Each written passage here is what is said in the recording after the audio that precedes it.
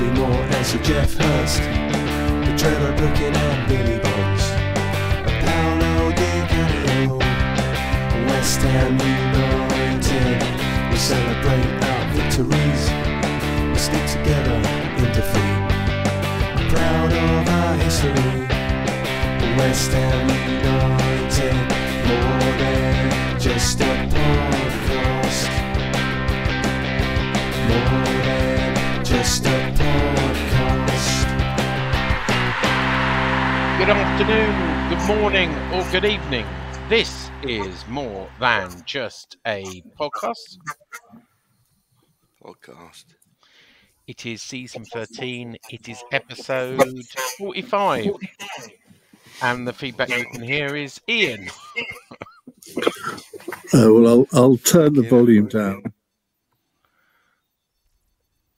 He's gone. Yeah, that's better. Is that yeah, better? Yeah. I'm gonna do that again. Oh yeah. 3, 2, 1. Bobby Moore and Sir Jeff Hurst, the Trevor Brooking and Billy Bonds, Paolo Di Canio, West Ham United. We celebrate our victories, we stick together in defeat. I'm proud of our history, West Ham United, more than just a podcast, more than just a podcast.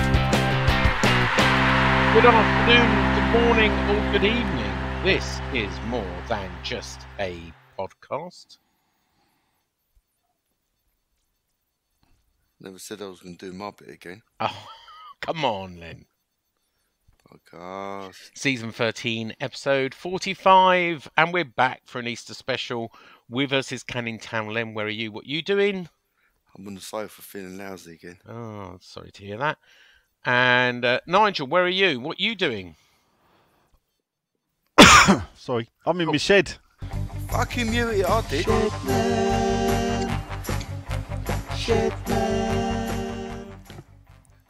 No John tonight. He's got guests as it's bank holiday Easter weekend. But we've had someone step in to give a little bit of quality to this week's episode. Iain Dale, where are you? What are you doing? What about quality, given the sound of my voice on this, because my external mic isn't working? I am in my sitting room in Tunbridge Wells, talking to you. Do you know what? I was in Tunbridge Wells last weekend. I know, and you never even called.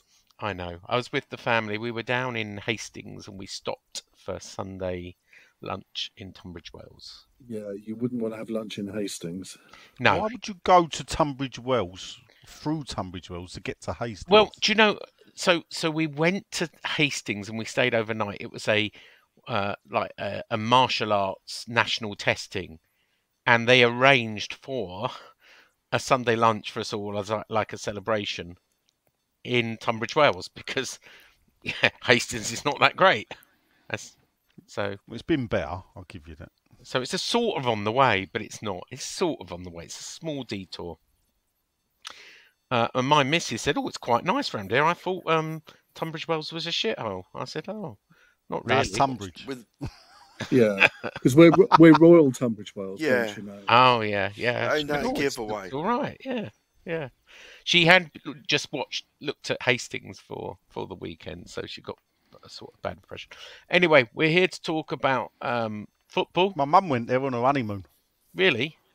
Yeah, when she married my dad. Yeah. Oh, Hastings. there you go. What a thing. Anyway, football. Look, we the elephant in the room, right? It wasn't a happy weekend for most of us, but these things happen in football, and I think we only had one game, didn't we? It was an international break, so we only had the Newcastle game. Probably at the beginning of it, we didn't have a lot of expectations. I think I said I'd accept a draw when I did various sort of preview stuff. But typical West Ham, build us up, knock us down. We'll start with you, Town Len. Go on then. Go on then. Did you watch it first, or did you cough your way through? Do you know the game? what? Right, I said to me missus, I said, if I had the energy, I'd have done something in the garden rather than watched the game and just watched the highlights. But unfortunately, I did watch it. Yeah, I went down the pub to watch it. Oh, you went down the pub? Well, it was on BT Sport, wasn't it? So Yeah, TNT actually. yeah, you're right. It is TNT. Yeah, I watched it. I suppose you want to know what I thought of it, didn't I do. Yeah.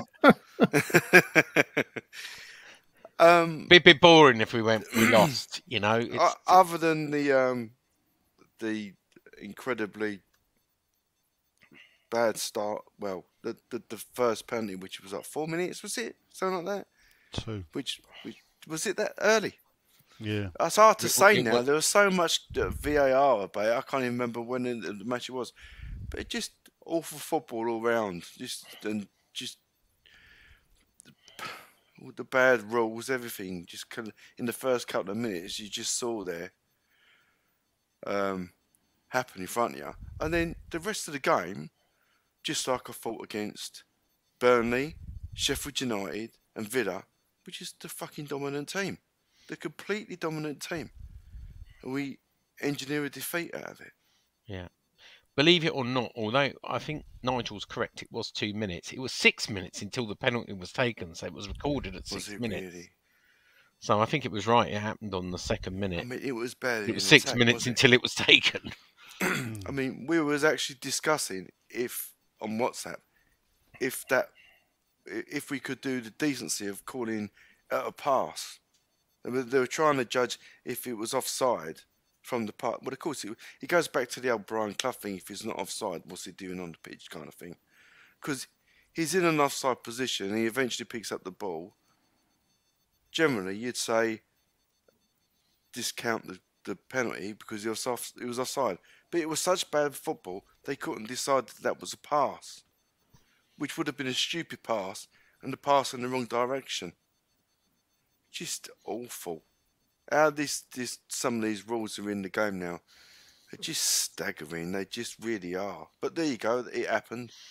And after that, I just thought, like I said, as we've been looking the past 4 or 5 games, we just look like, going forward, we comfortably look like a top they 4, start. I mean, they had a top number 16. of injuries before they started, and obviously, and it got worse as the game go on. And I think you said on the WhatsApp group they were there for the taking. Obviously, Antonio with the equaliser that gave us a bit of belief on 21 minutes, and of course, just before half time, I think 9 minutes into half time. It was 54 minutes of the first half. Then Kudos got a goal with a Bowen assist. Well, Bowen got the one after half time, didn't he? He did, yeah, just after half time with a Yeah. Kudos assist. Paquetá gave the assist of we didn't mention this, but what a ball from Paquetá through to Antonio as well. There's qualities oozing out that front four. So you finish half time. You must be feeling a bit optimistic. Because you can see, anyone knows anything about football, you can see we're the better team. Yeah, we were. You And can of see course, we're causing complete nightmares. sometimes the game Should of have 2 been halves. 4 or 5. Yeah. So we go perfect start after the break. As you say, Boeing on 48, Kudos assist. We go 3-1 up. And we all must have secretly thinking, job done, innit? We just got to... We probably thought, oh, well, will he defend now for the rest of the game? Well, we didn't think it. We knew he would. I'm trying to remember what time it was when he took off. So where did it all go wrong? Before we move on to the others, where did it all go wrong? Are you going to say when Antonio got taken off and Phillips came on 69 by any chance? That was a contributing factor that led to the what happened. But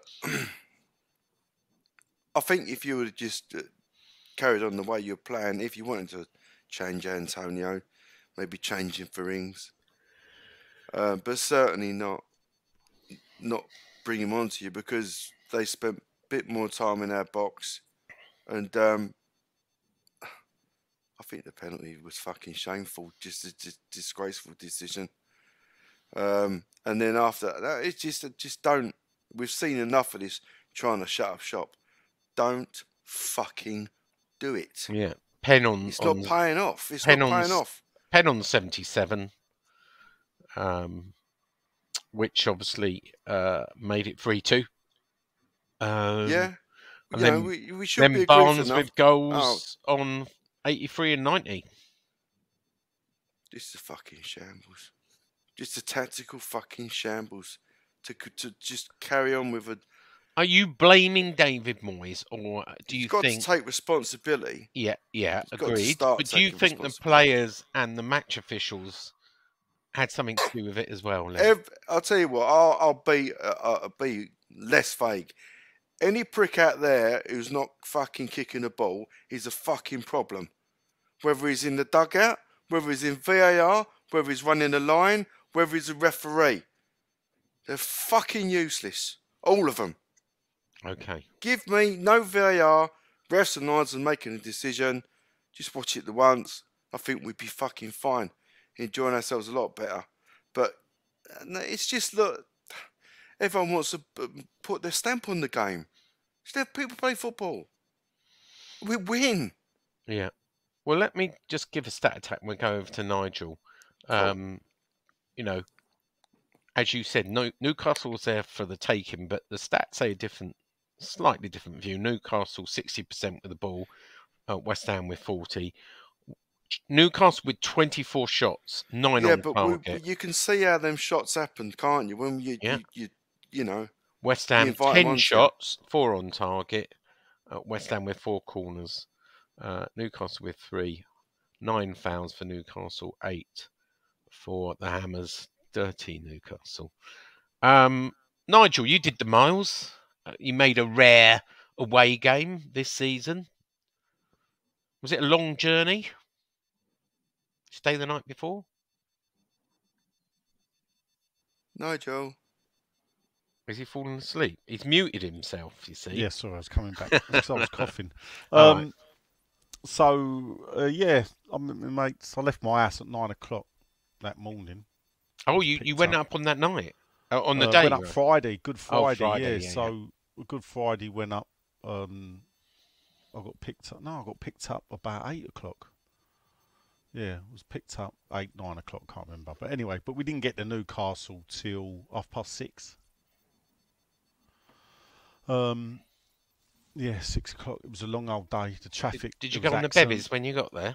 On 11. Yeah, we went out. Went down to Wetherspoons. I was staying on the quayside, Premier Inn, which is the building next door to the Tyne Bridge, right bang in the middle of the quay. And fantastic place, Newcastle, really is. I was up there with a group of friends, funny enough, that I know from Ian's website, West Ham Till I Die. We all went up. Well, name them. Of us that went up. Hey? Name them then. Well, yeah, my friends, Safe. I'll use their West Ham Till I Die names. Then. Okay, yeah, Safe, fair enough. In case they deny BSB. being friends. Yeah. When you say safe, are you talking safe fans? Yes, yeah. Oh, right, okay. EB, I flew in, we right, picked him okay. up. Nice. We picked him up at Stansted, CRB, and George. Yeah, Ian won't know any of them, of course. So, 6 of us went up there. It was because a friend of ours, Voice of Reason, died very suddenly the day after we won the European Cup in the summer. And he's one of his very best friends. Tim is a Newcastle fan who I'd met before at games, and they'd come up with a little tribute to Roy, I should say. Is that there's a little trophy that's played for now every time between Newcastle and West Ham play. We've got the Voice of Reason trophy, and it was played for first at London Stadium, and because it was a draw, it was the away team that draws gets to hold the trophy. So all we needed was a draw to win the trophy back.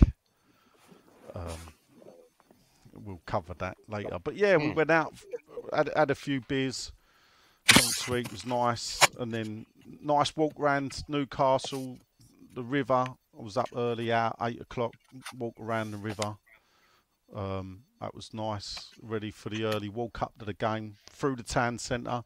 I mean, the walk probably took about 25, 30 minutes, and it was uphill, so it's probably roughly the same distance as the walk from Stratford Station to the stadium. But the difference is you're walking through a town centre. It's alive with people, shops. Newcastle town centre's a lovely place. I've been there many a time before anyway. And it's such a different, fantastic experience to walk through that town. Did you understand the heritage. natives?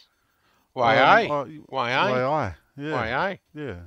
So we had an early beer in a bar next to the grounds, and had a quick chat with Tim, the Newcastle fan, and his daughter and his daughter's boyfriend, I think. And they weren't optimistic. No. I went not. I went on a YouTube channel with that Paul Turner put me on, and they weren't optimistic. Well, I turned either. it down, Sean, but we knew you wouldn't. What? Well, Paul agreed to do it. He's I know. I didn't 'Cause understand. I turned it down. I kept on having to say, "What did you say? What did you say?" But they weren't optimistic. No, they weren't. You know, it's Newcastle, St James's Park. I know a lot of people complain about where they stick the away fans, and it is a bit git of a climb. But it's a fantastic. You still get a great view from up there. I saw a great you're still meme. nearer the pitch than you are at Did you London see the Stadium. meme of someone in a gym at a Stairmaster saying, "I'm getting in the steps, ready for Newcastle away"? Newcastle away. Yeah, they do have a lift there, though. Oh, do they? Did you get the lift? They do have. No, I walked up. No. Oh, well done. No, thank you very much. So The game.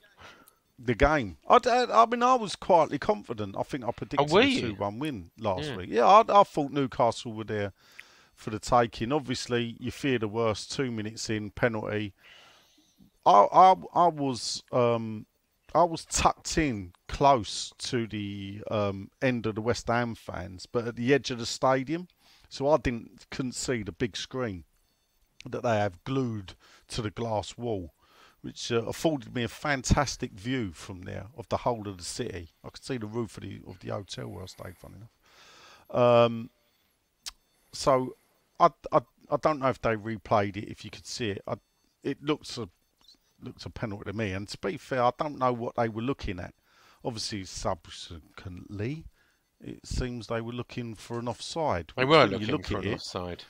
When he did. I mean, I've only seen a replay of it without sound. He looked offside? Yeah, to me, he was offside. Yeah, but at what point though does the offside come into play? Well, this is it. I think the argument was he wasn't interfering with play. No, but he did. Yeah, well, eventually. And this becomes subjective, and you're going. Yeah, well, of course it is. But most of football is subjective, so that is football. And a lot of the rules are refereed subjectively by referees, because that's why you get different decisions by different referees. Yeah, interpretation of the laws. This is part of the problem, we could say, with modern day football. But then, as Paddy Power said, is a goal against West Ham? Yes. Let's not give it thing. Let's spice it up. I mean, it does feel like that a little bit at the moment. Yeah, look, you know, I'm on record, and you know what I felt about VAR from day one. Yeah. So even if we were getting decisions, I wouldn't want it. Yeah. The fact that we're not getting the decisions, and the fact that it just causes more and more arguments, and what it does is it has ruined the game as a spectator in the ground entity. And this is part of the big problem that football's got to grapple with. But that's Yeah. a conversation for another time, Right. perhaps. Well, let me just run you through the starting lineup. Areola in goal, Soufal, Mavropana, Zuma, Yeah. Emerson, Yeah. Ward-Prowse in place of Alvarez, forced Yeah. obviously because Alvarez had 5 yellows. Souček, Bowen, Paquetá, Kudos, who apparently had a knock, and Antonio. On paper, seemed the strongest team they could put in, unless they put Phillips instead of Ward-Prowse. Did he pick the right team to start? No, I know. He picked the right team, definitely. Ward-Prowse is more forward thinking than Phillips, so you want to see that. Yeah. You definitely want to see that, and obviously the only missing part there was Alvarez. Yeah, and we do struggle. We do struggle in midfield without Alvarez. We've seen that a few times. Yeah, and this is the thing, I don't know. Sometimes you take the bite out of people's games, and it can cause a problem. But now, being an ex-goalkeeper, let me ask you the question. Areola obviously had some problem. I haven't actually caught up with what his problem is, but he couldn't kick the ball. Right. And groin. Is it groin? Apparently. So why wasn't he taken? They left him to half time till they took him off. Was that a mistake? I mean, with hindsight, he didn't let one in. But if he couldn't kick the ball, does that? And he's got a groin strain. No, because especially I don't know, but at the end of the day, when you're playing the ball out from the back, it becomes a problem if he had to come and clear the ball out of his area. That's when it becomes a problem. One, because if he's got a groin problem, he ain't going to be able to run as fast. So if there's a 50-50 ball outside the area, it's got to be chased down. A lot of keepers can throw the ball past the halfway line now. So, or they'll try and throw the ball out or short pass it, which shouldn't do too much damage. I mean, the only reason I knew Fabianski was warming up was because I'd see it on a WhatsApp from you lot. Yeah. In the game, I didn't notice he'd pulled up or anything. And he was, we were defending the goal in the first half in front of us, so Areola was in front of us. Yeah. So, I mean, as first halves go, I thought it was a pretty damn fine performance from West Ham, and not 2-1 up as well, I suppose 2-0 would have been better, but to go 1-0 down in St James's Park and to go in half time 2-1 up, fantastic. Yeah. And they did look like, I mean, they were on self-destruct. I mean, I forget how many substitutions they had, but they seem to be losing. I mean, they already had a number of injuries, and then they lost a couple was it in the first half or early in the second half? No, it was in the first half they lost one, and they lost another 2, I think, in the second half. Yeah. But I mean, the funny thing about the stats is, Sean, is that Newcastle... Lascelles being their biggest, they've only got one fit. Yeah, they're big loss. One, I mean, their players were dropping. Back. And yeah. There's 2 things that change the game. Obviously, we go up 3-1 up. So there is I do have this get worried. Sometimes you think, it's a bit early, isn't it? There's still, there's still 42 minutes, we thought, left in the game. But obviously, it was 52 minutes. Possibly one of the longest league games of football played. I think it was 110 minutes overall. Maybe more. Then, so there was always a chance Newcastle got back. If you look at the stats, Sean, first half, second half, Newcastle had exactly the same amount of shots in the first half as they did in the second half. Yeah. They go 3-1 down. They need to make changes. Eddie Howe did, I think, a triple substitution. He did. So he did a triple substitution, I know he brought on Almirion and a couple of others. And they created chances that they was, half decent ones, that they were putting wide. They didn't have their shooting boots. Amaron, Hall and Anderson he brought on 57. Yeah. So after bringing Kraft on for Lascelles on 17, who also got injured, and right. Barnes on 67. So, well, there's the big change, and this is the strange thing And about funny it, enough, where the because game turns. they had made 3 substitutions, even though they had a 5th substitution, as you're probably aware of the rules, you're only allowed to make 3. When one of their players went down with a hamstring, he had to carry on. Was it Schlar? I can't remember. It was one of them that was suffering from a hamstring at the end. Yeah, Schlar. Yeah. Well, and this is the thing, around the 67th minute, the game spins. And how it spins, it's a bit freakish, really. Moyes, I suppose Newcastle were back in the game, I suppose. They're still 3-1 down. But they're dominating the play. But that does happen away from home. A lot of teams get dominated away from home. I don't have a problem with defending deep away from home, especially when you're 3-1 up. And yet Newcastle scored the 4th or 5th highest amount of goals in the Premier League this season. They've scored like over 60 odd goals. So, you know, they are a potent force going forward. As much as we are, if not more. So, but the funny thing about it is their fans were flat, you know. I bet they weren't flat at the end, though. I bet they went absolutely mental. Different. Yeah, well, yeah. I bet it was not a great place to be when... You know, West Ham fans were taunting them, you know, singing "Sit Down if you're 3-1 down." Yeah, you know? Yeah. Were they singing 3-1 and you fucked it up by any chance at the end? Well, they did, yeah. And sit down, you know, stand up, you know, whatever, you're 4-3 up. So there was a bit of to and fro. But anyway, but this is where, in a way, I don't know if he was blowing out of his arse or not, Antonio. Antonio was still a great outball for us if we had a problem. That's what Moyes said. Moyes said that he was worried about Antonio, so he substituted him, and he thought we needed a little bit more. But that ain't a substitution that changes the game for me.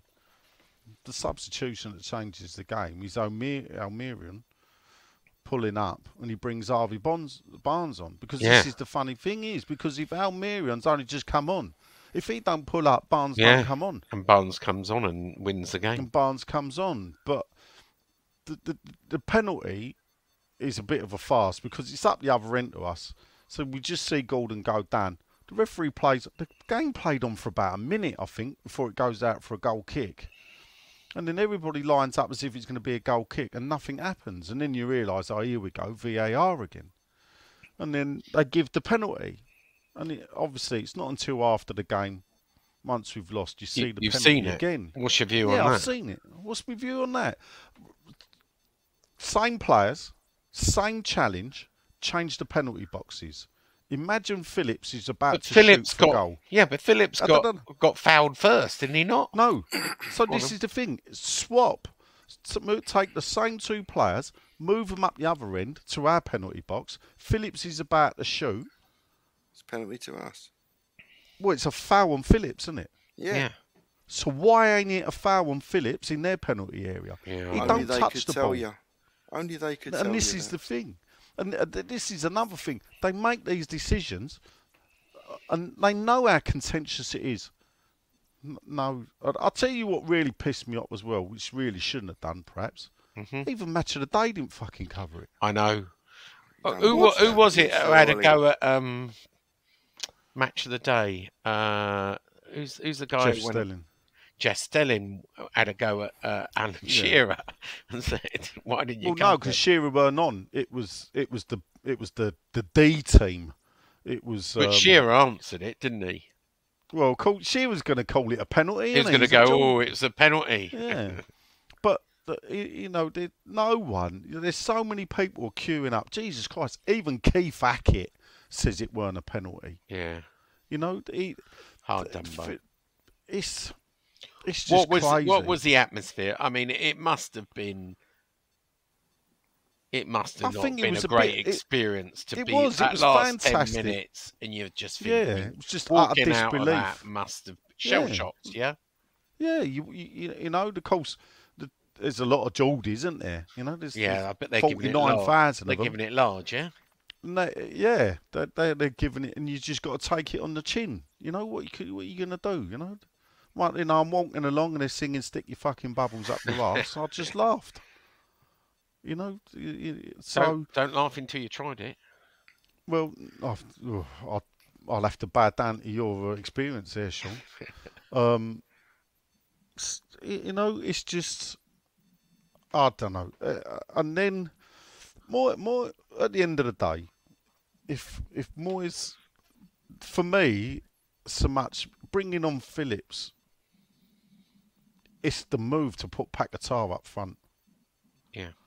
What you've got? He's not Paquetá has got good ball control, but he's not going to hold the ball up against the centre half and wait for others to come and join him. Yeah. We lost our out ball. And to lose your out ball, as it turned out, for nearly 30 minutes, that's... Well, he needs to find a way to do that and not keep trying the same thing that doesn't work. Well, put Kudus up front then. Put centralise Kudus, because he'll hold the ball up in the same way as Antonio. It's a build, but as I tweeted that. For me, the big thing here, what it highlights is we've got 34-year-old Antonio and no backup to it, no serious backup to him. And that is on Moyes and those that buy players, because we know how old he is. He's been at the club 9-10 years. We know for the past 3 years. Well, that should have been Ings, shouldn't it? That should be Ings. Well, yeah, but Ings is a different type of player. But yeah, actually, when you look at the bench, Ings or Mubama, I'm not sure you'd put Mubama. No, you don't put to do that you role. But that should be Danny Ings here. It wouldn't be out the realms of possibility, considering what we've seen of Ings lately, to, like you say, move Kudos up top then and move Ings behind Kudos. Yeah. Doesn't try anything. Anywho, Ian's been patiently waiting. He has. You've been ever so patient, Ian. It's unlike me. I know, right? So, Ian, and then he's going to go, I didn't watch the game. I was doing another podcast. No, I did watch it. I was really looking forward to watching it. And I thought that I predicted a win as well. And at half time, you would have bet a lot of money on us winning, and particularly when we went 3-1 up. But they say 2-0 is a dangerous scoreline. Well, so is 3-1, isn't it? And this has happened before. Do you remember that game at Upton Park when we played Wimbledon, when we were 3-0 up at half time and lost 4-3? It was a bit, it reminded me of that in a way. Look, we played quite well. I mean, yes, Newcastle had the better of the second half, I suppose. But had is it Harvey Barnes or Harry? No, Harry Barnes. Harvey Barnes. I mean, he nearly scored. He nearly joined us in the summer, didn't he? He did. It was almost inevitable that he was going to play some sort of role to sort of do something bad to us. And his second goal, I mean, it was just a great goal. There's nothing that anyone could have done about that, I don't think. Sometimes you just have to accept that no one made a mistake. It was just a cracking goal. And I thought quite a few of our players played really well. I thought Mavropanos had one of his best games for definitely. us, even though, I mean, we conceded 4 goals. But I thought he was superb. One of the best players on the pitch. And I was trying to think, did anyone have a really bad game? I mean, Soufal on the face of it, you could say, well, he gave away a penalty and one or two other dodgy moments. But I mean, he didn't have a bad game. The fans took it out. We'll come on to this in a while, but obviously the fans took it out on Phillips and blamed Phillips for it, which I think is a bit unfair. It's an easy thing to do, given that, I mean, he's been an absolute disaster of a signing so far. No, even he couldn't argue differently to that. But if they constantly have a go at him, and I didn't hear anything from the crowd, but obviously the scenes afterwards weren't particularly edifying. But if you constantly have a go at a player, they're not going to get better because of that. It's not going to motivate them. And all he needs to do is have one good game, and hopefully he'll be the player that we all know he can be, because he is a cracking player. And I don't understand what's happened to him since he's joined us. So it does seem to happen quite often to players who join West Ham, it has to be said. But he can't be blamed for giving away that penalty. No. He really can't. And there were a couple of good challenges that he put in, which nobody will now remember. But I didn't think overall he was particularly bad. But that substitution did change things, as you've already said. Yeah. Antonio was having a good game. And if he was taken off because he was knackered, well, fair enough. You can't really argue against that. But to replace him with somebody who, well, you'd have to change a winning formation. I mean, I don't understand the logic of that, but then I'm not a football manager. The game overshadowed a fantastic result for Bowen, or he scored his 16th goal, which puts him level with John Hartson in the Premier League goals, that is. So he scored his 16th Premier League goal of the season. He's just one off Paolo Di Canio with 17, I believe, if I remember it rightly. And he scored 19 goals all season, just one away in all competitions this season. He's really good. Can I just say something about that goal? Because I think as West Ham fans, we've got used over the years to whoever the striker is or whoever goes through one-on-one, you're never confident they're going to score. Now, I don't know about you three, but whenever we go one-on-one now, I'm actually quite confident we will score, particularly when it's Bowen. And you look at the way he took that. That was not an easy shot. No, it was for him. Good take. And he placed it. It had yeah, absolutely. And I've never really thought of him as an out-and-out striker, but boy, is he proving that he's got the nose for a goal. And obviously, Kudus' goal overshadowed by the result as well, because Kudus, again, another great goal, assist from Bowen. I thought it was amusing, and you wouldn't have seen this, Nigel, where he went to take the chair of the ball boy. He weren't having any of it. The ball boy just looked at him and went, nah, mate. I'll just point out, Sean, that was Bowen's 15th Premier League. Was it the 15th? Sorry. Yeah. I know you would. Thank you. Thank God you're here. I thought it was 15, but you sounded so certain. Yeah. I thought, no. Yeah, I was doing it from memory. So 15th, and it'll be 16th. That then he'll be level with Paolo Di Canio. Is that right? Well, he's got to be aiming for 20, hasn't he? 20 in all competitions, definitely. I mean, I don't know if he can get 20 in the league. Who knows? Well, I don't see why not. There's still 8 games to go. Who was the last West Ham player, Nigel, to get 20 in all competitions, and then who was the last West Ham player to get 20 in the league? 20 in all comps. Do you know what?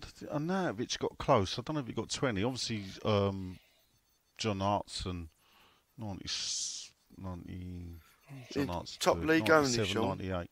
Top league only, yeah. Top league only, yeah. I'm trying to think. Did Arnautovic get 20? I know he got 12 or 13 in the League One season.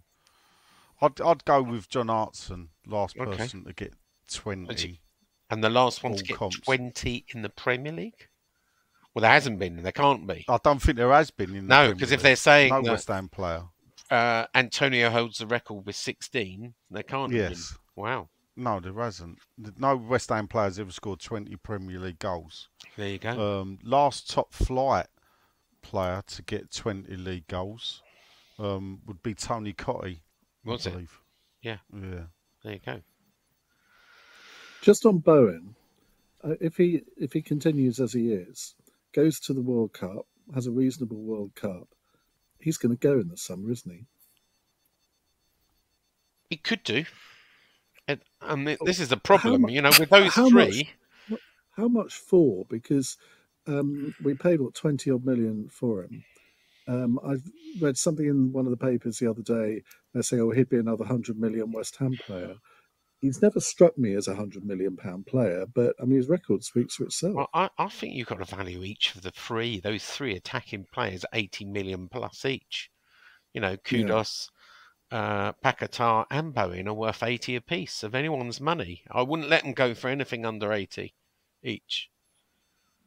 The thing is, Bowen you could probably replace with a similar style of player. Kudus and Paquetá you couldn't. Simple as that. Yeah. There is no one around that could, particularly Kudus, who can do what he can do. And you look at Paquetá, the amount of times he's involved, not necessarily with an assist, but involved in a West Ham goal. Again, irreplaceable. Yeah. I think a lot of people are going to be sniffing around those 3 players this summer, unfortunately. I'll just clear a few things up, Sean. And Antonio's never scored more than 10 in a Premier League season. Okay, yeah, that doesn't surprise me. Yeah, so Di Canio's got 16 in one season. I can't think of anyone that would get close to that. Well, it was John Hartson got 15. Dean Ashton would have done. Well, he obviously didn't get 15 because otherwise it would have been on the stat that they put on Sky Sports. I think Marlon Elwell got 16, but not in the Premier League. With cup goals included. Cup goals, yeah. I think anyone's come close to 20. I mean, it's got to be Bowen for the Hammer of the Year. I mean, I'm sure Paquetá. I'm not so sure. I mean, Kudos is in with a disagree, shout, but... and Areola in for a shout, but it will go to Bowen, won't it? No, I think Paquetá. Actually, there's quite a few up for Hammer of the Year. There is. It's going to be a tight one. I have to do one of my famous polls in a little while. Yeah, everyone will love that. Love a poll. I think by the time it comes down to it, though, by the time the end of the season comes and the realisation that Paquetá's going, that might sway it. You know, the voting, not the. He shouldn't do. Yeah. I think you got to think of Alvarez. He's a stunning player, I think. Like you say, Areola's had a fantastic season. So, as a 4-point attack, which is fucking brilliant, I think really are good. Just going back to Iain, what was your mood like after the game? Because obviously on our WhatsApp group, there's a few people who said weekend ruined, which I never quite get. Were you a grumpy old sod? I was, if I'm honest, for a bit, because I just thought, I mean, I was looking at the league table and I thought, right, 47 points. Manchester United don't beat Brentford. We've got a chance to surpass them in the next couple of weeks. But now you look at the table again, and we could be, well, obviously not in trouble, but we could be down to 10th if we're not careful very, very soon. We need to get results from the next 2 games, because if you look at our run-in, I mean, some pretty tasty games in that run-in. We often do play better against. We can take Spurs. I don't know about Liverpool, but we certainly can take Spurs. They have some few wobbles, and especially being at home. It's the Fulham and Wolves games that we absolutely need to get points out of. You're right. I mean, 6 points. Are you back at LBC tomorrow? Or are you coming to the game tomorrow night? Sadly, I have to work tomorrow because they will never let me have the odd day off. You have to have the whole week off. They don't mind if you have the whole week off, but they don't like the odd day. So, will you be sneakily watching it while you're recording? Of course not, Sean. Professionalism at all times. Of course not. Of course not. That must be a lot easier now Moyes is in charge. There's not much to sneakily look at now, is there? Well, that is true. I do remember I had Dave Ward, the lead of the Communications Workers Union, on for an hour once, and I think it was a European game, and so I did have it sneakily on my laptop, which he then saw. Luckily, he didn't say anything on air because I think I might get into trouble. But I always say it's not only women that can multitask. Yeah. How about, so that means the quarter-final? You can't get the time off for the quarter-final? No. Oh. I mean, last year I said that I wanted time off for the semi-final. No, I did go because I went to Genk the previous time, so that was one day I did have off. But last year I don't think I saw any of the European matches. But this year, I went to Dublin last weekend, had the most amazing weekend. So I'm really hoping we get to the final. I can somehow blag a ticket to go to that, but not counting my chickens. West Ham Liverpool final. After we beat Leverkusen, and then we go on to Roma, right? We beat Roma away, and then we're in a final with Liverpool and lose on penalties to Liverpool. There you go. There's a lot of ifs there. Blimey. What's the point of dreaming that far and losing in the final, Sean? Yeah, I know. Another final defeat to Liverpool. Fantastic. Yeah, go on. So, in regard the Phillips finger, shall we call it? Where do you stand on that then? Are you asking Ian? He was Oh, severely yeah. provoked. He shouldn't have done it, but he Oh, I was don't provoked. think he was. Oh, Well, you- come If on. you look back on it, Our friends What, at West saying Ham you're Network. useless? Was it someone at West Ham Network, or was it people asking? No, Didn't it sound was, like a Cockney accent. It didn't sound like a Geordie accent. So when someone says to him, "Useless, you're fucking useless," why would you've been around these, right? You have to wait ages for them to come out. You wait half an hour, maybe 45 minutes to come out, just to tell someone they're useless. Yeah, I don't. Well, I mean, I don't like it, and I don't get it. If you'd have videoed that, would you have put it live? Would you have Yeah, published but I that wouldn't video it, would I, Sean? No, all right. If someone gave you that I take video, it. Was it? I forgot his name's gone up my head. Calvin Phillips? Anton. Oh, Anton, thank you. Was it? I forgot your name now, Nigel. Thank you, Nigel. Was it? And did Anton video it? Because I saw the explanation this morning. oh, I The haven't. other day, but he says that it was barely no provocation at all. Well, I've seen the video. I've heard the shouts. I mean, they were pretty clear, and so Yeah, that's but what we've provoked seen you me. lose He your didn't- rag he at the didn't- seaside, Ian. Yeah, all right. Yeah, all right. We've seen you lose your rag every single bloody week, Len. In fact, just You to don't see correct the it. record, Leonard, I didn't lose my rag. In fact, I was calm at all times. All right. God, Just please rolling caution on the for pier. it, though. Yeah. Well, the impact of his punch, which didn't land, made us sort of fall over. Fair enough. But someone's You're not edited it to make it look a lot worse than it was. Right. But to call I him mean- to stand there, to queue up, to wait all that Yeah. thing, just to shout, It's a Or- stupid thing to do, yeah. like, I'm sorry, and the people going around, he's giving his finger to the fans. No, he's giving it to that bloke, directly to Yeah. that bloke. That ain't a finger to the fans, that's to that bloke who frankly, But do you needs know to have a what? look at himself, I think. Look, I know football players just get just as pissed off as us. So, as Ian was just saying, Sure they right? do. He was really pissed off. No, they do. They want to win, right? They're Pakatala playing looked this- pissed off, swapping they- his shirt with Gimeres. They're pissed off. Well, they were having a bit of a tussle for the whole game. They were pissed Not off, after. and when someone says that to you, when you're really pissed off, you've lost the game. You Sean, can I just say snap. much fucking worse to you every time I fucking see I you. know that, but I'm thick-skinned. But I don't think Calvin Phillips is. Look, I told you, they're I mean- self-centered wankers. They're all the footballers. No, Look, No, what they are is human beings, just like anybody else, and they will have the same emotional react. If someone did that to you, you think you wouldn't give them the finger? Of course you would.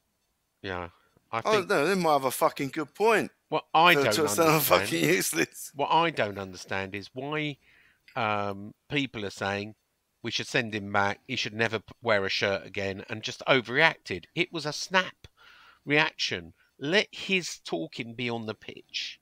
Let him prove everybody Don't say wrong. If he that. wants to prove himself, Well, if he wants to needs prove open his everyone gob wrong, first, doesn't he? sorry. But look, If For he's all going to we do know- the talking on the pitch, he needs to learn how to open his gob and actually play properly. Yeah, all we know, that might happen every week at going on the coach or this, that, and the other. But it was caught on camera after a bad result.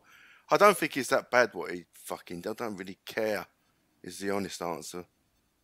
yeah. But- You do the verbal equivalent to me every single week on this podcast. Yeah. If No, to be I'll go honest. out and face the geezer and call him a cunt if he'd said it to me, football man. I just think he's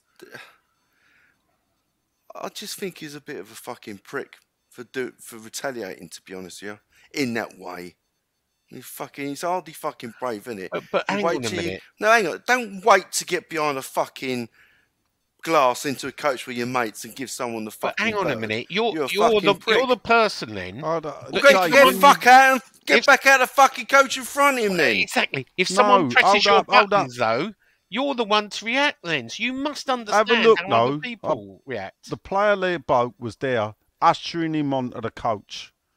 Yeah? Yeah, I wouldn't give a fucking So shit. I don't. Well, that's what I'm saying. They were being ushered onto the coach, and the bloke was standing there next to Phillips, and he got on the coach behind Phillips. There was no way Phillips is getting on the coach. Phillips, should he done it? No, because realistically, you got to take it on the chin and walk off. Am You I do? bothered? Am I disgusted? No, No. I'm not. Yeah? No, I'm not Should he either. have done it? No, he shouldn't have done it. It's just silly. But do I think he should be hang out the dry because of it, or should, you know? Of course not. You know, the thing is I use the film time and time again. I tweet it out and everything, and it's by the Arsenal player Iain Dale, who used to get a lot of stick off of Arsenal fans, and he says to you, I don't need you I don't need fans' help when I'm playing well. I need your help when I'm not playing well. I need you to believe in me and support me. Quite. And this is what it boils down to. To pull the shirt on and whatever. If he ain't good enough, we can sit around, we can all discuss it. But to stand there and how does that, is that going to make him feel better? Well, great, No, it ain't. great link for what David Moyes says today in his pre-match press conference. Calvin is a human being, and what he needs most is support and assistance, which is what we will provide at the club. We urge our fans to offer all of our players the support they need. Calvin is a talented player, and I remain hopeful that he can still make something positive out of the time he has here. We all fucking do, but you know, he's the one that puts the players on the pitch. Was it this support with the fucking Flynn Downs, by the way? What about when did Flynn Downs get? I'm not even worrying about the abuse he got. Well, look, let me tell you something. What I think about Calvin Phillips. We've only ever seen this geezer in flow state, playing at Ellen Road, his own team, at his own place, with a manager that's right behind him in a relegation battle. We've seen him go England at Wembley with Declan Rice next to him. It's totally, everyone can look good in that situation. Now he's under pressure and he's getting judged. Now we had a player in flow state with Flynn Downs. He's playing at his own place. If you're a bit more impatient with him rather than fucking chasing rainbows, then he might have done a bit of a better job. So that's what, when I say, did he give Flynn Downs his support? You showed someone the door who's a West Ham fan who would be playing under flow state. And that's all we've ever seen of Phillips. Yeah. But when we when we have someone like that, we show them the door. Yeah. On Not the bus good enough coming for back, Moyes. I was talking and I said the thing about Phillips is when you look at it and bear it down, he had one season at Leeds in the Premier League where he looks really good, but in a team, and they did okay, and then he got his move to Man City and we ain't seen him. No. So actually, when you look at it, and he got into the England team, and he was he won England Player of the Year, voted for by the fans. So he's obviously a good player, but that was off the back of one season. It seems like when you look at it, his name in football is actually built off of, yes, he played really well in the Championship under Bielsa, and he played really well in the Premier League under Bielsa. Not playing for Bielsa, he hasn't done really that great. And he plays in a very good England team as well. Yeah. Yeah, So but he's often been the best player in that England team. I mean, he's got 31 caps.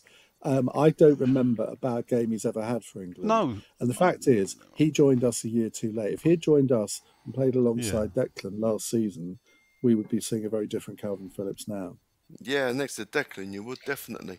Leeds have offered him a lifeline, saying they will make a bid for him in the summer. He should take it. He should do all he can to make sure that happens, and then realise what playing football's about. Anywho, he should be another Noble type player. There's no point comparing him to Declan Rice. I'm afraid he's not. Ian, you know where I stand on David Moyes. I think you know where Nigel stands. You certainly know where John and Len stand. Where do you stand on David Moyes? It depends on the day of the week. Well, let's say today. But it depends if we're playing that day or not. Yeah, look, I find this a really difficult one because he does you've given all the stats about his win ratio and all the rest of it. He is our most successful manager in those terms. You look at the number of goals we score. I mean, if you go back to the beginning of February, match per match, I mean, we're scoring 4, 3, 2, Yeah. 3, 4. Goals are fun. I mean, exactly. Unfortunately, VAR specialises in ruling out goals, and I don't want to go back to VAR, but we have been incredibly unlucky in at least 4 or 5 games this year, not just this season, this year, where we should have got more points out of these games. Now, David Moyes is perfectly right to point out that he's reached 3 quarterfinals now in Europe. It looks as if we ought to qualify again if everything goes to plan. How can you get rid of a manager who's got that record? I mean, people in other clubs think we're fucking mad. I know they do. But they're from other clubs. Don't give a fuck about them. Well, but logic would mean that a manager with that kind of record ought not to be under threat. But we don't like him because of his manner more than anything. You look at his attitude to sort of being questioned in press conferences, and they're the most asinine questions, and he gets put to him.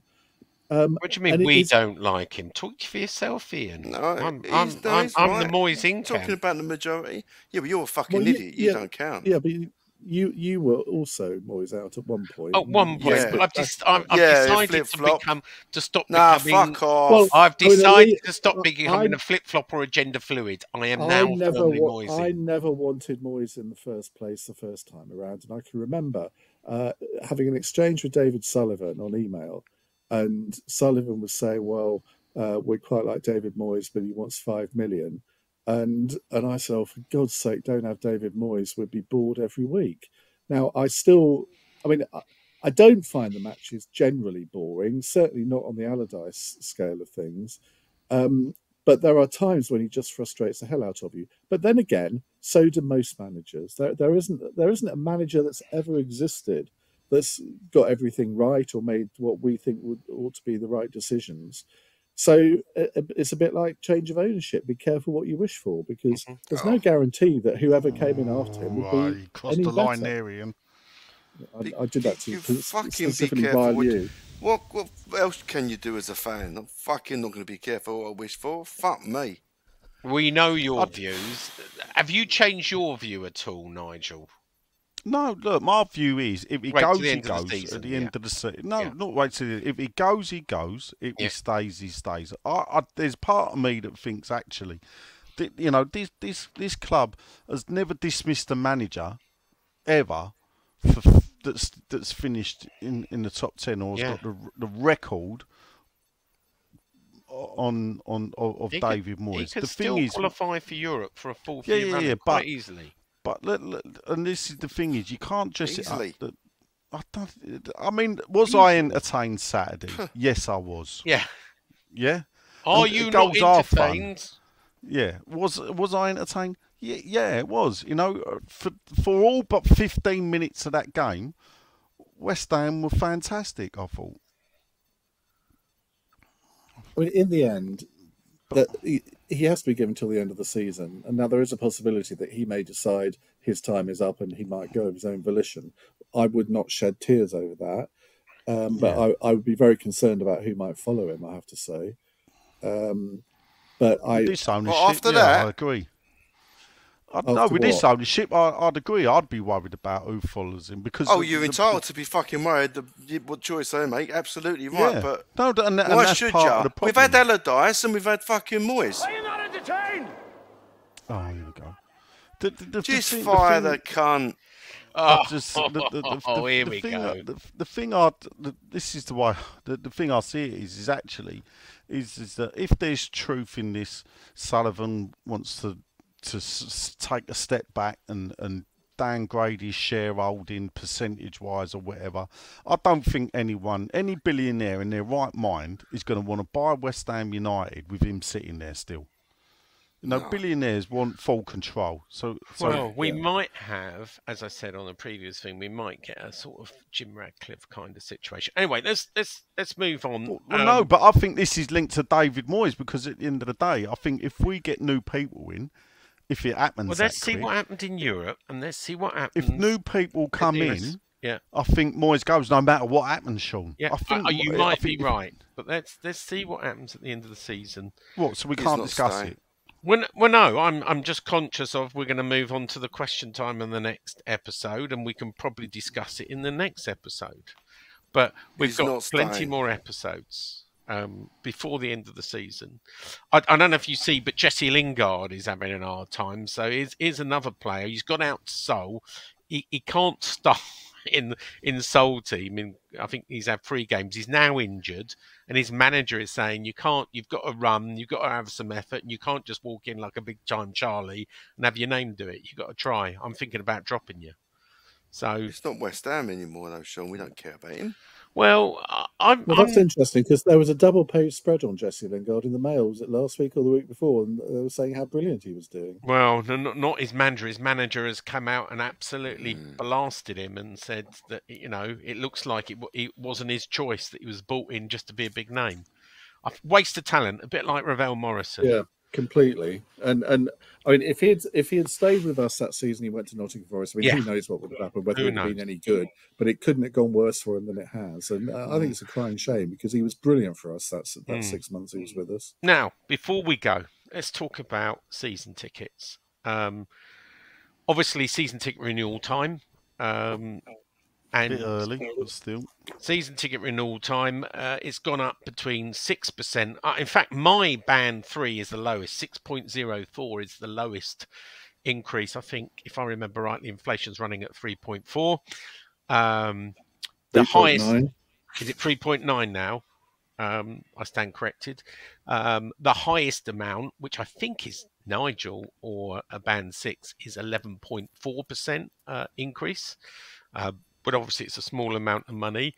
What the senior source would say, but hang on a minute, we were below inflation last year. We need to compete with the others, and we need to obey financial fair play. You can't have, cheap tickets forever. We made a real mistake pricing it so cheap when we moved to the stadium, is the admission this senior source said. Now, if it wasn't, no one likes paying more for anything, and I'm going to come to each of you as season ticket holders in a minute. But on top of this, it turns out that they are phasing out, like Spurs, they are phasing out concession pricing. Already in 1966 and 1966 West, you can't buy concession discounts. That's going to happen for band 1, band 2, and we think band 3 and 4. So you only can buy new concessions in 5 and 6 going forward. So that if you're over 66, under 21 or disabled, you won't be able to buy new tickets in the more expensive seats going forward, is what we've been told. Remind me though, Sean, just quickly. Yeah. They are a percentage of the price of the ticket though, and they're not all the same. They're not all the same price, are they? No, they're not all the same price. Concessions, you get a different price. So under 21s and over 66s are the same. Under 18s is different price, and accessibility or disabled is another price. Now, interestingly, last season they quietly dropped in. I don't know if you remember, we used to get a founders discount. That was quietly dropped last season, and the over 65 was increased to over 66, with I think a plan to increase it to over 67. Little bit of problems about that. I know Spurs turned their backs on their game against Luton and protested. I don't know what West Ham will do. And the last one is, and I've known about this for some time, they also want to ban people from renewing that don't use their season ticket. So lots of people buy the cheap tickets and they don't go to games and they don't put them on tickets. And they're going to ban people who do that and not allow them to, no, not ban them, but not allow them to renew. So I'm going to do you realise, Sean, they just told us what they don't want us to do, which is exactly what I'm going to do next year. Okay, all right. So let's start with you, Len. I'm going to go to each of you because you're each season holders. You've got your band 5. Yeah. Good idea that was, Sean. Nigel. So you're welcome. So what's your view on all what I've just talked about on the season tickets? My view is, I think it's a little bit tone deaf from them. Not that the fact. I mean, I expected to pay more. I'm not in the great state of shock about it. But like I said, they've just because other teams do things, it doesn't mean that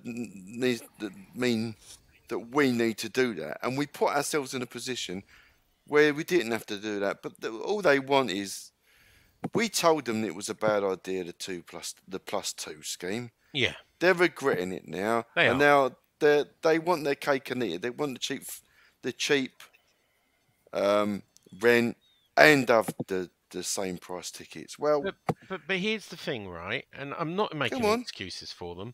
Oh, you Spurs make 106 million on ticket sales on ticket sales match day. Arsenal make 103. Yeah, ours did a century, didn't she? Ours is around 30 million, 40 million if you include the transfer, the Europa sales for the last 2 years. So we're worlds apart. We're probably, if you take away Europe, they're 3 times better off. That makes you're making your arguing. No, so that makes a difference. You're strengthening your argument. But actually, no, the difference to Nigel was in a minute. No, Nigel the difference was your mate there, Baroness, said she got the deal with the Century, and she didn't. That's the difference. All these other people own their stadium. They were worried they were going to fill a 52.5. They lack faith in the fan base. They priced it, and here's the problem. I'll translate. They caused it, like marketing, about family affordable football. How do they get out of that and charge the fans more? Well, they would love to charge people. By the way, the directors, the owners take no dividend. None of the profits go to irrelevant. This is irrelevant. It is relevant because all it the isn't. money. I'll tell you what's relevant. I'll tell you what's relevant, Sean. Last time we discussed that 10-point plan, the affordable football was the only thing that we all agreed on. Yeah, now that's right. They want to get rid of it. They've admitted the more money we get on revenue, the more we can pay on transfers. Now you might argue we're wasting money on transfers. That's another argument. But revenue goes on players. It's not going in the back pockets of the owners. It's not going in the back pockets of the Baroness. You're the only person that's mentioned that. You're the only person that's mentioned that. We haven't mentioned it at all. Deep breath. I'm going to move to Iain. Iain, you're in a 1966 seat. So even even when you reach 67, you're not going to get a discount anyway in your posh seat, are you? I'm a few years away from that, but one thing you just said there, Sean, which I want to pick you up on. You said the owners haven't taken dividends, which is absolutely factually correct. How much are they taking out of in interest payments? They took 20 million out in interest payments, but let me tell you, if they'd have borrowed from a bank at the same time, the bank would have taken at least 35 million. I'm sorry, but it's the truth. I don't know where the truth gets in the way of. How much did they put in to buy the club? How much did they put in, and how much have they took out, and how much are their shares worth? They did us a favour. They did us a favour by lending us money this at nonsense. No. They did do us a favour. They did do us a favour. They did. It's for their own fucking property. If they had done us a favour, they wouldn't have been charging 10% interest. They weren't charging 10% interest. Yes, the most they charged was 7. Yes, they were. 7, Iain. You said on this podcast before that it was 10%. No, they were 10% is what the banks were charging. They charged 7 at the maximum, and then they reduced it to 3. They never charged 10%. That was at a time when interest rates were virtually nothing. No, but unfortunately, if you look at the rates that they will lend to football clubs, it's always been 10%, sometimes 12%. If you look at Vibrec, if you look at Mousehold, if you look at MSD, all these people, and it's on record, you can look in the accounts, they charge 10% or more. They were doing us a favour. As David Gold were doing us a favour? David you just Gold, said they fucking selling the tickets too cheap. Hang on.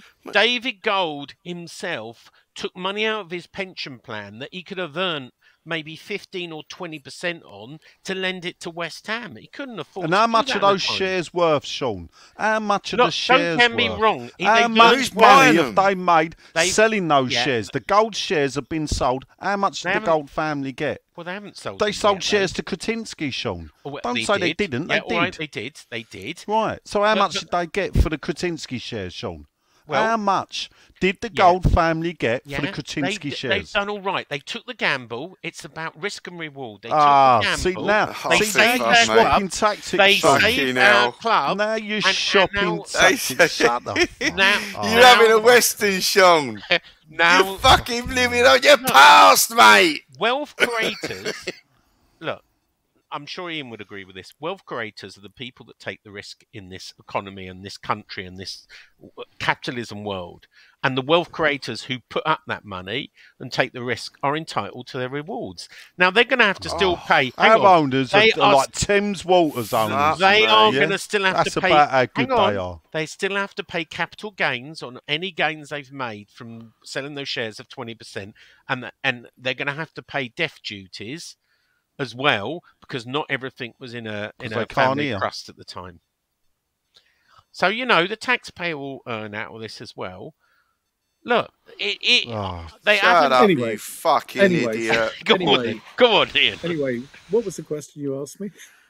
I asked Tickets you. going up. 1966. Oh, tickets going up. Well, my I've got 2 season tickets, and they cost at the moment £1,250 each, and I think they're going up to £1,300. And I mean, I am at the point where I'm thinking, is this really worth it? Now, Len is right. I haven't been to that many games this season for all sorts of different reasons, but I do put the tickets on Ticket Exchange when the matches are available to do that, which most of them are. Yeah. And do they sell? They've sold everyone apart, was it Brentford? I think there was one recently that they didn't sell, but I think I put them on a bit later as well, so it's my fault. Do I want to go through another season doing that?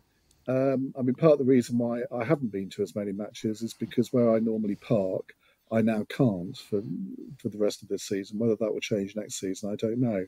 And getting from here to the London Stadium by train is a bit of a schlep. So I am intending to go to at least 3 matches before the end of the season, but whether I renew in a cheaper way, I don't know. You can move to band 5 and sit up in the gods with Len and Nigel in row 66. We'll show you at the Livian. No padded seat there, Ian. No name on your seat there, mate. Yeah, but I am kind of on the halfway line, so I like to think of it as the Royal Box. Yeah, I'm sure you do. I thought you used to give them out to your producers and your well, I do. friends. Well, I do. I mean, if I go, I always use the other ticket and take somebody. I mean, the last match I went to, which was the Villa game, I bought another ticket, and so my 2 friends sat in my seats, and I then sat about 6 rows behind. But it's a lot of money. But on the other hand, you look at it, and you look at what you'd be paying in other clubs in London, and it would probably be at least double that. It is. So I'm not saying. No, I don't. Of course, I don't support them. Well, there But you go then. our ticket prices, I would agree with the owners, are quite cheap for what they are. Yeah. And I do understand that if you want to grow a business, you want to maximise your income. Yeah. And the way to maximise your income actually is to cut the number of season tickets and sell them to tourists. Yeah. Now, there would be an outcry if they did do that, I suspect. Well, they so are there's doing got it. to be, So what? well, to an extent, but not noticeably. What's your view on really. use it or lose it policy coming in? Well, I mean, I get pretty pissed off when I see all the empty seats. So I don't know why people wouldn't use Ticket Exchange. Yeah, I don't get it. I mean, there is this people, and look, we're coming on to Nigel next, because I he's one can- of these I people can- going, he doesn't want to put them. He goes, no, it's my seat. I pay for it. I'll do what I bloody He's well going to want tell with it." you exactly why he don't put it on Ticket Exchange. All right, let's move on to Nigel then. Go on, Nigel. What's your view on all the different changes, the rises, the concession issues, and the use it or lose it? Right. So first off, let's look at if we're gonna compare it, Sean. Yeah. Yeah. I don't like finger pointing, but let's finger point over to what the Bayern Munich chairman said. He said we could charge more. Let's say we could charge like an extra £200 more. But to do that, we'd get £2 million more income. But in the transfer discussion, you argue about that sum for 5 minutes. But 200 quid for a fan is huge. We don't think that the fans are like cash cows who you milk. Football has to be for everybody, and that is the biggest difference between us and England. Yeah. So, but is it a level if you playing look, Sean, field hold in up, Germany? right? So, top clubs in Germany are charging €15, yeah, for tickets to games. Well, Yeah. more So Fulham. €15. What do you mean? Oh, come on! Why are they for it? If they Well, can do it and have I watch Bundesliga they're not, every week. But Bundesliga highlights, is whatever. not the best league in the world, is it? Ah, right. Hold up, Sean. Right, this is the thing. Who asked fans, me? it Did might I be. want to watch? Did I want to watch the best league in the world? Who come up and said to the fans, "Do you know what? You can watch the best league in the world, but you're going to have to pay 4, 5, 6 times more money." Nobody asked the fans. Yeah, who asked the fans? No one, Sean. No. These owners have turned up. Yeah, pumped all Not just their our money. owners, all owners. We've Let's got be a honest, more the Premier League. uncompetitive league now than we've ever had because it's the same Absolute bollocks. teams at the top. Absolute bollocks. You look But at it ain't you look bollocks. At you look at this season, and it's the most competitive top 6 that there ever. Yeah, they are the same clubs. I'll give you that. Right, one. so But it's you look at uncompetitive. it- It's the you same look at it people. you look at it down the pyramid. Championship sides are getting 20, 30,000 regularly. Attendances are at the highest ever level, and yet you think that supporters are being exploited. They don't have to go; they choose to go because they like the product and they're willing to pay for it. But this is it. If they're going to choose to go, and you're going to go, people going to go back on their promises, and you don't care what you get in, then the phrase "be careful what do you you mean? wish What for" do you has mean? never What do been you mean you more don't apt. care? Point it to them, because once the apathy sets in, and I could tell you now, I'll pay £20 for my ticket. That's all it's fucking worth. We all have our limits as to what we'll pay. Well, mine's a lot lower. It's got nothing to do with financially. In my old business in publishing, there are sort of price brackets for books, and if you overprice the book, don't be surprised if people don't buy it. It's the same in football tickets. If you overprice them, people won't go, and that's the balance that. So each Oh, now club we well, I must- do in art. I do different. I do in art. The only people who love the art, the only people who buy art are people who love it, and that's the same with a football club. People go and they put their hand in it because they love the club.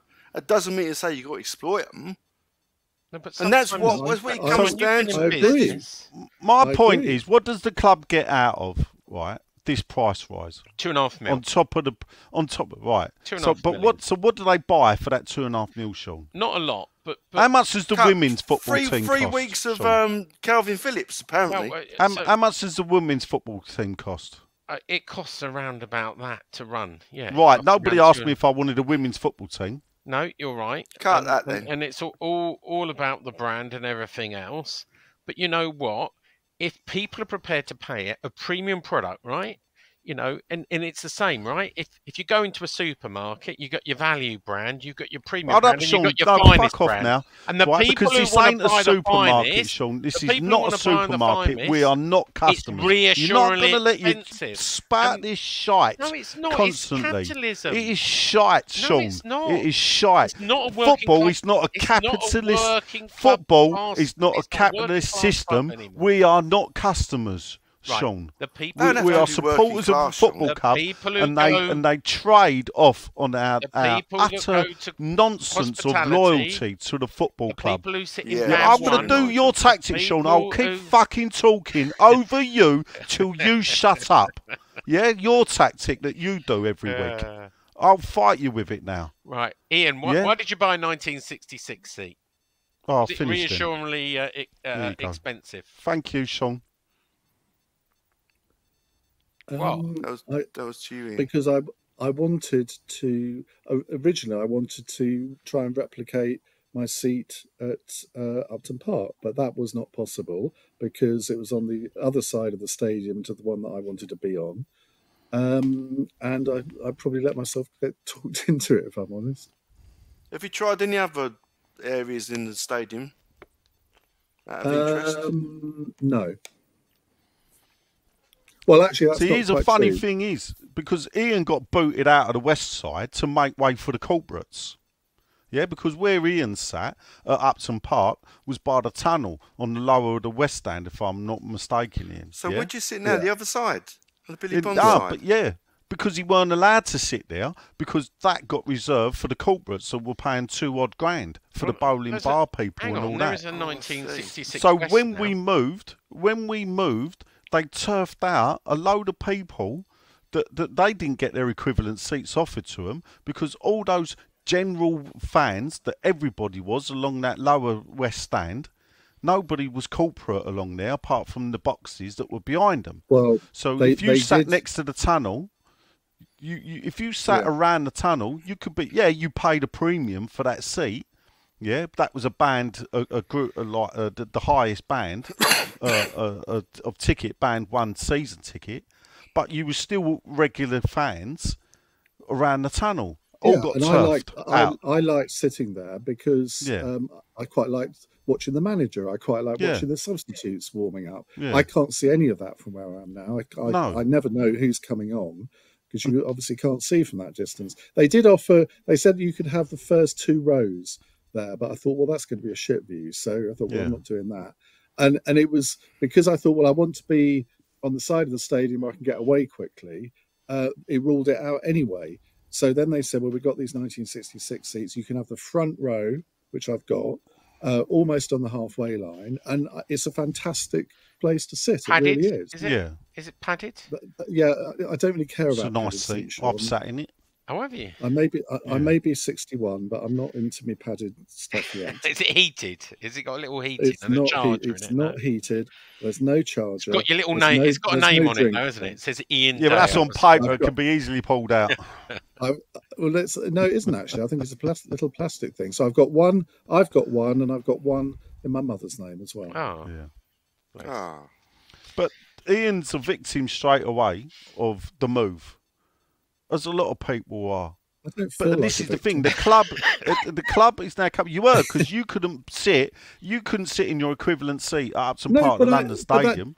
You had to be moved. I'd come to terms with that, and I was. But originally, you and I have always disagreed on this. I recognise that the club had to move on, and I do think it's been a successful move. absolutely. I don't think that we were promised European football. What was it? Yeah. Within 5 No, we years or weren't. something. Well, we got it within 6. Next No, level. So- next we level. weren't promised. Next level. This is next level. Yeah, No, This this ain't is next level, This Sean. is Next next level. level. This is not next next level level. from anything I've ever Splitting experienced. hairs. as a West No, Ham that's rubbish, supporter. Ian. That's rubbish, and I'll tell you why. Because no league position we've achieved in that stadium, we'd already achieved that at Upton Park. Win a European Not trophy at consistently. Upton Park? Yes, we did. The European trophy we won, we could have won at Upton Park because we could have qualified because we had finished 7th and above at Upton Park. So actually, we could have finished 7th at Upton Park and therefore qualified for the Well, Conference League we and did won finish that 7th at trophy. Upton Park. We did. finish Yes, 7th so at the therefore that one proves my season. point. So the European win is not next level. Next level for West Ham is actually competing in the top 4. That is next level for Well, West Ham. I think you're redefining it to suit Subjective. your argument. Yeah, Frank. exactly. I'm not redefining it. That is it. At Upton Park, we finished between 6 and 10. Well, actually, our highest position was 3rd. But generally, quite a few times, we'd finish top 10, 7th, 8th, 9th, 6th, 7th. We had those finishes. A 5th under Harry Redknapp. So that's the level West Ham was dealing in. So what is the next level? Well, when they walked into the club and said next level, the next level for West Ham was to compete in the top 4 because we are already a second-tier team. We want to join the top-tier team. There is an element of truth in that, but also next level, it means consistent European football. And we've had that for 3 years running, which we never had before, ever at Upton Park. Yeah. No, we had 2 years running, though. Yeah, but we didn't have 3. We didn't have 3. That's just. agreed. We didn't have this competition to get in that we could have won to get the 3rd season. Let's agree to disagree because we're never going to see eye to eye on this. No, but in regards to ticket price rising, as I said, it's let's just typical move of the on. club. Before- or whatever. before- No, I don't, again, we you're project- talking over me again, Sean. You're really fucking winding me up tonight. Good. I mean it. Yeah? Good. I'm did going to say ring to up my Sean South before we African started- trophy hunter and see if he can bag himself another fucking rhino. I did say to Sean before we started that I felt I was going to have to play Kofi Annan at some point tonight, and I think we've reached that point. Yeah, of course we have. Of course we have. We always do. We always get to that point. So, Nigel, the use it or lose it. I know this is something you felt strongly about in the past. Yeah, of course it is, because I've got 2 season tickets like Iain, but one of them is for my son-in-law, who works shifts. And the problem that the club have got, specifically as well, made worse, and why Iain don't get to a lot of games, is with European football comes the movement of match day games, which is dictated by TV. TV dominates. But let's remember, how many games have we actually played in Europe this season to have them moved to a Sunday? But all the other games are moved because of TV as well. Like the video you did earlier, though. Yeah, it is that video I showed 1994. I agree. Whoever did that was spot on. Yeah. Yeah. Fans are there as background. That's it. Noise. I know that. I've said that for years. They sums it up. It does. But then what the club have got to do, and this is the thing, Sean. Who did they discuss about the price rises with? Well, they discussed it with the ISC. Did they, Sean? Yes, they did. I think what you they find did discuss it. They told them it was a fait accompli. Yeah, of course it was. And a couple of hours or a couple of days beforehand, I think a few this days. is what we're doing. Yeah, there's no discussion. Yeah, there wasn't. See, but there's never going to be discussion, right? I don't think you go, do you think we should put up prices? Because I think that's exactly what you do when you've got the supporters advisory board. You've been in there. You've been in this position, right? And you just get. And I've told them that they're wrong every time that they do it. And I'm sure the ones in the seats told them they were wrong this time. Well, they have done. We know that. No one likes price rises. You know? We don't. But how many times, though, Sean, in the past few years have we had price rises? Well, there was obviously... It's price rise on price rise on price rise. So you're right. So 2 years ago... up to 20% in the last 2 years. You're right. 2 years ago, it was paying $3.20. Yeah. Now, it's $3.80. Yeah, so you've paid 20%. Yeah, you're right. Over 20%. So now what happens then is, yes, it's still cheap, and it's cheaper than I paid at Upton Park, but that's because I made the point to move to give them the least amount of money possible. But what's happening here is there was also an acknowledgement by the club about the mistakes they made. Yeah. But they've not come out and publicly said it, have they? No, and this is the thing. The reason why we're in this mess is because of the way they sold the tickets in that sales centre in the first place. Agreed. We're in this mess because of them. Well, they have let it be known. But who's paying, Sean? The fans are paying, not them. They're not putting their fucking money in their pocket. He's not pulling out the 2 million. He could pull £2 million out and say, "I tell you what, I'll pay the season ticket price rises this season." No, and when he'll sell the club, he would have watched every game for nothing. He would have watched every game for nothing. When he gets his money out, nothing. That's what he would have paid. Where every other fan. And this is the thing, owners put in now, he's not bankrolling the football club like a lot of the lower league chairmen do.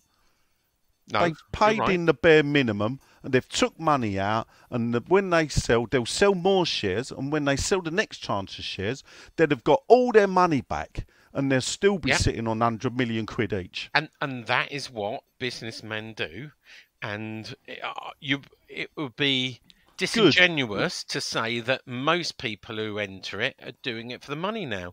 The Yanks that come in... But he never, Sean, did he? Because he did it for the love of the club. Well, yeah. Yeah, I'll rest my case. Yeah, well, you know that. Yeah. They would all... There was a risk, Thank you. There was a risk. Yeah. You've got to admit, there was a risk, right? There was a risk, yeah. And they did put their hands in their pockets when we were relegated, Yeah, right? They were so desperate to buy the club, Sean, they bought 50% of it. Yeah. Anywho. That's all we have for this episode. Second episode, we're gonna come for question time. I don't know whether Len or Iain are staying for that, but we'll find out in a minute. Stay. We'll do predictions. We'll start with you, Iain. Spursy, Tuesday night, tomorrow night. 2-0 to us. Ooh. Nigel. No, we'll concede. I'll go 3-2 us. Okay. Len. I always find this difficult to predict, this match. often it goes against form, but I think we're in form, even though like the the win, lose or draw column don't say so. I think it might ding dong. I'm going 2-2. Okay, Desmond 2-2. I'll go for a 1-0 win, obviously. That's all we have time for episode 45. I've been Sean. Iain has been... Trying to remain calm at all times. Nigel has been... Fucking interrupted, I'd say. Yeah, time and time again as per usual. And Len Very has been... sweary. Still a bit poorly. Come on, you irons. Bobby Moore. More than just a podcast. Bobby Moore. More than just a podcast.